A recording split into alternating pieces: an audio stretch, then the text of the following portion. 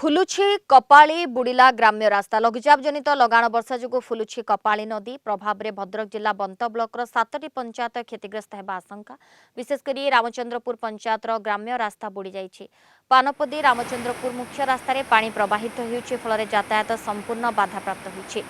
सेपटे पोड़ापाटଣା नदी उपरे थिबा कपाली पुलटी अत्यंत जराजीर्ण हो पड़िथिबा बेले एहार किछि अंश भी भांगी जाइछि। तेबे भद्रक जिला बंत ब्लॉक 7टी पंचायत एवं क्षतिग्रस्त। पानपदी रामचंद्रपुर मुख्य रास्तार पानी प्रवाहित होउछि।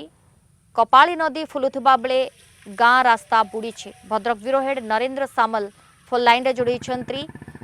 नरेंद्र वर्तमान स्थिति आपण कौन देखुछंती कारण लगाण वर्षा पानपदी रामचंद्रपुर मुख्य रास्तार मध्य पानी प्रवाहित होउछि कौन अधिक सूचना?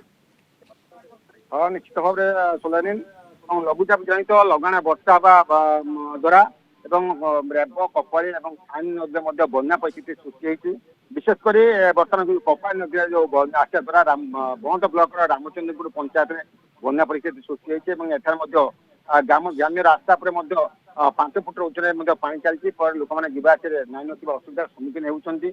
बारंबार विभाग कर्तृपक्ष को जनाऊे दृष्टि नदी दृष्टि गाँ रास्ता पर बर्तमान 5 फुट पानी चलती लोक मैंने जावास विशेषकर रामचंद्रपुर पंचायत पानपदी रामचंद्रपुर मुख्य रास्ता पर बन्या जल प्रभावित होती।